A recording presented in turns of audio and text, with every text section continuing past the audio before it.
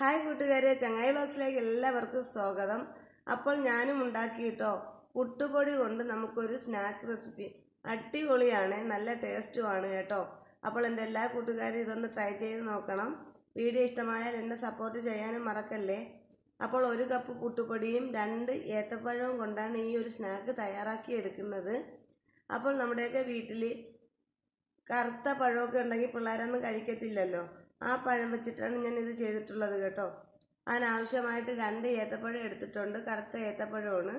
അപ്പോൾ ഏത്തപ്പഴമൊക്കെ ഒന്ന് ചെറുതായിട്ടൊന്ന് ഞുറുക്കി കൊടുക്കണം കേട്ടോ. അതിനുശേഷം ഒരു ചട്ടി ചൂടാക്കിയതിന് ശേഷം അതിലേക്ക് നെയ്യാണ് ഇട്ട് കൊടുക്കുന്നത്. 2 സ്പൂണ് നെയ്യ് ഇട്ട് കൊടുക്കുന്നുണ്ട്. നെയ്യൊക്കെ ഒന്ന് ഉരുകി വരുന്ന സമയത്ത് നമ്മൾ അരിഞ്ഞു വെച്ചിട്ടുണ്ടായിരുന്ന ആ ഒരു പഴം ഇതിലേക്ക് ഇട്ട് കൊടുക്കുക കേട്ടോ. പഴം ഫുള്ളങ്ങ് ഇട്ട് കൊടുത്തതിന് ശേഷം ഒന്ന് നല്ലതുപോലെ വഴറ്റണമേ. അപ്പോഴത്തേക്ക് ആ പഴത്തിൻ്റെ കളറൊക്കെ ഒന്ന് മാറി വരും. അപ്പോൾ ഞാൻ പഴമൊക്കെ ആ ഒരു ചട്ടിയിലേക്ക് ഇട്ട് കൊടുത്തിട്ടുണ്ട്. ഇനി നല്ലതുപോലെ ഇതിനെ ഒന്ന് നമുക്ക് ഇളക്കി കൊടുത്തെടുക്കാം കേട്ടോ. അപ്പോൾ നെയ്യ് വേണമെന്ന് നിർബന്ധമൊന്നുമില്ല. നെയ്യുടെ ടേസ്റ്റ് ഇഷ്ടമില്ലാത്തവരുണ്ടെങ്കിൽ നമ്മുടെ വെളിച്ചെണ്ണ ഉണ്ടല്ലോ, അതൊഴിച്ചിട്ട് ഇതുപോലെ ചെയ്തെടുത്താലും മതി കേട്ടോ. അപ്പോൾ നമുക്ക് പഴമൊക്കെ ഒന്ന് വാട്ടിയിട്ടെടുക്കാം. അപ്പോൾ എൻ്റെ എല്ലാ കൂട്ടുകാരും ഇത് ട്രൈ ചെയ്ത് നോക്കില്ലേ, പൊളി ടേസ്റ്റാണ്. ഞാൻ ആ ഒരു വീഡിയോ കണ്ട് ഇതുണ്ടാക്കുന്ന സമയം വരെ എനിക്കറിയില്ലായിരുന്നു ഇത്രയും ടേസ്റ്റ് കിട്ടുമെന്ന്. ഇതിലേക്ക് ഇനി ഞാൻ 1 കപ്പ് തേങ്ങ കൂടി ചേർത്ത് കൊടുത്തിട്ടുണ്ട്. അപ്പോൾ അതും കൂടി നല്ലതുപോലെ നമുക്കൊന്ന് ഇളക്കി കൊടുക്കാം. ഇനി ഇതിലേക്ക് ഞാൻ ചേർത്ത് കൊടുക്കുന്നത് പറയുന്നത് പഞ്ചസാരയാണ് കേട്ടോ. അപ്പോൾ തേങ്ങയും നമ്മുടെ പഴമൊക്കെ നല്ലതുപോലെ ഒന്ന് മിക്സായി വരുന്ന സമയത്ത് നമുക്ക് പഞ്ചസാര കൂടി ഇട്ട് കൊടുക്കാവേ. അപ്പോൾ ഞാൻ ഇവിടെ 2 വലിയ സ്പൂൺ പഞ്ചസാരയാണ് എടുത്തിരിക്കുന്നത്. ഷുഗറൊക്കെ ഉള്ള ആൾക്കാരാണ്, അല്ലെങ്കിൽ പഞ്ചസാര ഇഷ്ടമല്ലാത്ത ആൾക്കാരുണ്ടെങ്കിൽ ഈ പഞ്ചസാര ഓപ്ഷൻ അങ്ങ് സ്കിപ്പ് ചെയ്താൽ മതി കേട്ടോ.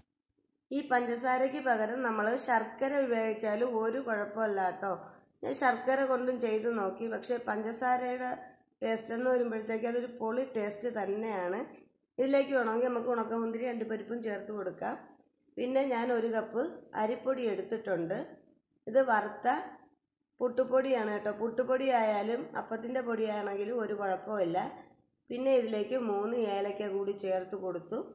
1 കപ്പ് അളവിൽ തേങ്ങ കൂടി ഇട്ട് കൊടുത്തിട്ടുണ്ട് കേട്ടോ. ഇനി ഇതിലേക്ക് ആവശ്യത്തിന് കുറച്ച് ഉപ്പ് ചേർത്ത് കൊടുക്കണം. അതിനുശേഷം ആവശ്യത്തിന് വെള്ളം കൂടി ഒഴിക്കണമേ. പച്ചവെള്ളമാണ് ഒഴിച്ചു കൊടുത്തിട്ടുള്ളത്. പിന്നെ ഈ മാവ് കൂട്ടിലും കൂടി ഞാൻ 1 സ്പൂണ് പഞ്ചസാര ചേർത്ത് കൊടുക്കുന്നുണ്ട് കേട്ടോ. 1 സ്പൂണോ 2 സ്പൂണോ ഒക്കെ ചേർത്ത് കൊടുക്കാം. മധുരത്തിന് ആവശ്യമായിട്ട് ചേർത്ത് കൊടുക്കണം. അതിനുശേഷം കണ്ടോ, നല്ലതുപോലെ ഞാനൊന്ന് അടിച്ചെടുത്തിട്ട് വന്നിട്ടുണ്ട്. ഈ മാവ് നല്ല ലൂസായി പോവരുത്, അതേപോലെ തന്നെ കട്ടിയായിട്ട് ഇരിക്കരുത് കേട്ടോ. അപ്പോൾ മാവ് തയ്യാറാക്കി വെക്കുന്ന ടൈമിൽ നമ്മൾ ഇഡ്ഡലി ചെമ്പിൽ കുറച്ച് വെള്ളം വെച്ചിട്ട് നല്ലതുപോലെ അതൊന്ന് ചൂടാക്കിയിട്ടെടുക്കണം. അപ്പോൾ ഈ ഒരു സ്നാക്ക് ഉണ്ടാക്കുന്നതിന് ആവശ്യമായിട്ട് നമ്മുടെ വീട്ടിൽ ചോറൊക്കെ കഴിക്കാൻ എടുക്കുന്ന പ്ലേറ്റ് തന്നെയാണ് ഞാൻ എടുത്തിട്ടുള്ളത്. ഒരു കുഞ്ഞു പ്ലേറ്റ് എടുത്തിട്ടുണ്ട്. അതിൻ്റെ അകത്തേക്ക് ഒരു വാഴയില മുറിച്ചിട്ട് വാട്ടി വെച്ച് കൊടുത്തിട്ടുണ്ട് കേട്ടോ. ഇനി ഈ വാഴയിലേക്കിലേക്കാണ് ഞാൻ ഈ മാവ് കൂട്ടിനെ ഒഴിച്ചു കൊടുക്കുന്നത്. അപ്പോൾ മാവ് കൂട്ടിൻ്റെ പരുവെന്ന് പറയുന്നത് ഇതാണ് കേട്ടോ. ഈ രീതിക്ക് വേണം നമ്മുടെ മാവ് ഇരിക്കാനായിട്ട്. ലൂസായി പോവുകയും ചെയ്യരുത്, കട്ടിയായി പോകാൻ പാടില്ല കേട്ടോ. അപ്പോൾ നമ്മൾ തയ്യാറാക്കി വെച്ചേക്കുന്ന മാവിൻ്റെ പകുതി മാത്രമേ ഈ പാത്രത്തിൽ ഇപ്പോൾ ഒഴിക്കാൻ പാടുള്ളൂ. ബാക്കി നമ്മൾ നേരത്തെ തയ്യാറാക്കി വെച്ചിട്ടുണ്ടായിരുന്ന ഇതിൻ്റെ മിക്സ് ഉണ്ടല്ലോ, അതും കൂടി ഈ മാവിൻ്റെ പുറത്തേക്ക് വെച്ച് കൊടുത്തതിന് ശേഷമാണ് ബാക്കിയുള്ള മാവും കൂടി ഇതിലേക്ക് ഒഴിച്ചു കൊടുക്കേണ്ടത്. ഇനി ഞാൻ ഇതിൻ്റെ സൈഡിൽ കുറച്ച് നെയ്യ് തടവി കൊടുക്കുന്നുണ്ട് കേട്ടോ. നെയ്ക്ക് പകരം വെളിച്ചെണ്ണ ഇങ്ങനെ ഒന്ന് തടവി കൊടുത്താലും കുഴപ്പമില്ല. കാര്യമെന്ന് വെച്ചിട്ടുണ്ടെങ്കിൽ ആ ഇല വെച്ച സമയത്ത് എനിക്ക് നെയ്യൊന്ന് തടവി കൊടുക്കാൻ മറന്നുപോയി. വേണമെന്നില്ല, അല്ലെങ്കിൽ തന്നെ ഇത് വെന്ത് വരുമ്പോഴത്തേക്കും നമ്മുടെ പ്ലേറ്റിൽ നിന്നൊക്കെ നല്ലതുപോലെ വിട്ട് കിട്ടും കേട്ടോ.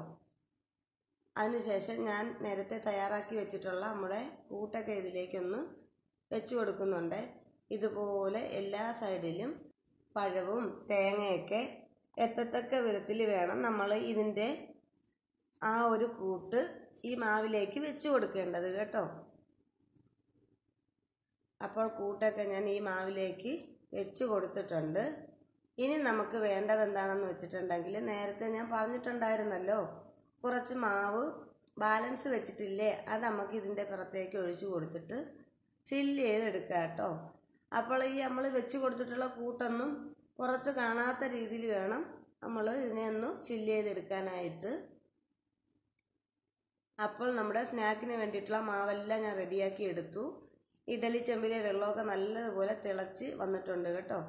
ഇനി ഇതിലേക്ക് നമുക്ക് ആ ഒരു പ്ലേറ്റിനെ അങ്ങ് ഇറക്കി വെച്ച് കൊടുക്കാം കേട്ടോ.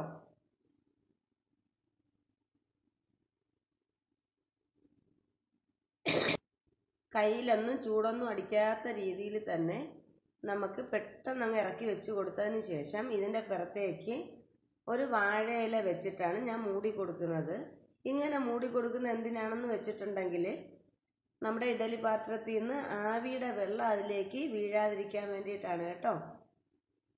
ഇപ്പോൾ ഇഡലി ചെമ്പൊക്കെ ഞാനൊന്ന് അടച്ചു കൊടുത്തിട്ടുണ്ട്. ഇനി ഒരു 10 മിനിറ്റോളം നമുക്ക് ഇതിനെ ഒന്ന് വേവിച്ചെടുക്കാനായിട്ടുണ്ട്. അപ്പോൾ വെള്ളം വെക്കുമ്പോഴത്തേക്ക് അതിനാവശ്യമായിട്ടുള്ള വെള്ളം ഇഡലി പാത്രത്തിൽ വെക്കാൻ ശ്രദ്ധിക്കണം കേട്ടോ.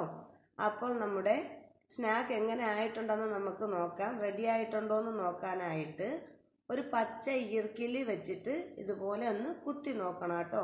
കേക്കൊക്കെ ഉണ്ടാക്കുമ്പോഴത്തേക്ക് നമ്മൾ ടൂപ്പിക്കോ ഇതുപോലെ ഈർക്കിലൊക്കെ വെച്ചിട്ട് നോക്കാറില്ലേ, മാവ് ഒട്ടി പിടിക്കുന്നുണ്ടോ പറ്റുന്നുണ്ടോ എന്ന്. അപ്പോൾ നമ്മുടെ മാവൊക്കെ ഇവിടെ റെഡിയായി കിട്ടി. സ്നാക്കിനുള്ള എല്ലാം റെഡിയായി വന്നിട്ടുണ്ട്.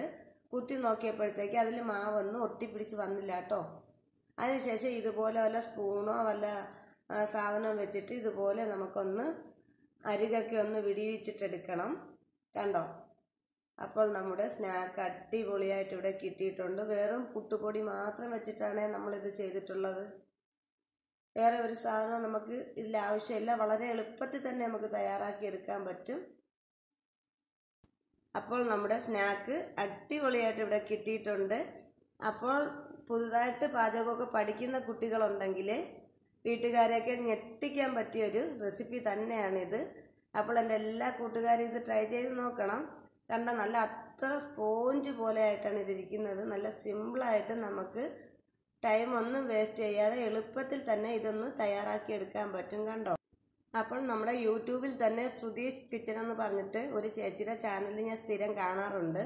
ആ ചേച്ചി ഉണ്ടാക്കി വിജയിച്ച് റെസിപ്പിയാണിത്. ആ ചേച്ചിക്ക് ഇതുപോലെ എവിടെ നിന്നോ കിട്ടിയതാണ് ഈ ഒരു റെസിപ്പി. പക്ഷേ അത് പൊളി റെസിപ്പി ആയിരുന്നു കേട്ടോ, പറയാതിരിക്കാൻ നിവൃത്തിയില്ല. ഇത്രയും സക്സസ് ആവുമെന്ന് ഞാൻ ഒരിക്കലും വിചാരിച്ചിട്ടല്ല ഈ ഒരു സ്നാക്ക് ഉണ്ടാക്കാനായിട്ട് തീരുമാനിച്ചത് പോലും. കാര്യമെന്ന് വെച്ചിട്ടുണ്ടെങ്കിൽ ഉണ്ടാക്കി കഴിഞ്ഞിട്ട് കൊള്ളില്ല എന്നുണ്ടെങ്കിൽ ഒരിക്കലും ഞാൻ ഈ ഒരു വീഡിയോ എടുക്കത്തില്ലായിരുന്നു. അപ്പോൾ ഞാൻ ഉണ്ടാക്കി നോക്കി അത് വളരെ രുചികരമാണെന്ന് അറിഞ്ഞത് കൊണ്ട് മാത്രമാണ് നിങ്ങൾക്കും കൂടി ഞാൻ ഇത് ഷെയർ ചെയ്തത്. ഞാൻ ഇതിലിടുന്ന ഏത് വീഡിയോസും അങ്ങനെ തന്നെയാണ്. ഞാൻ ഉണ്ടാക്കി നോക്കിയിട്ട് അത് വിജയിക്കുമെങ്കിൽ മാത്രമാണ് വീഡിയോസുമായിട്ട് ഞാൻ നിങ്ങളുടെ മുന്നിലെത്തുന്നത് കേട്ടോ. അപ്പോൾ ഇന്നത്തെ എൻ്റെ കുഞ്ഞു വീഡിയോ ഇത്ര ഉള്ളായിരുന്നു. വീഡിയോ ഇഷ്ടമായിട്ടുണ്ടെങ്കിൽ ലൈക്ക് ചെയ്യുക, ഷെയർ ചെയ്യുക, സബ്സ്ക്രൈബ് ചെയ്യുക. തൊട്ടടുത്ത ബെല്ലൈക്കൻ അടിച്ചു പൊട്ടിക്കാനും മറക്കരുത്. അപ്പോൾ അതിലൊരു ഓൺ ഓപ്ഷൻ കാണിക്കും. അതിൽ കൂടി ഒന്ന് ക്ലിക്ക് ചെയ്താൽ മാത്രമേ ഞാൻ ഇടുന്ന വീഡിയോസിൻ്റെ നോട്ടിഫിക്കേഷൻ നിങ്ങൾക്ക് ലഭിക്കുകയുള്ളൂ. അപ്പോൾ പുതിയൊരു വീഡിയോയിൽ കാണാം. ടാറ്റാ.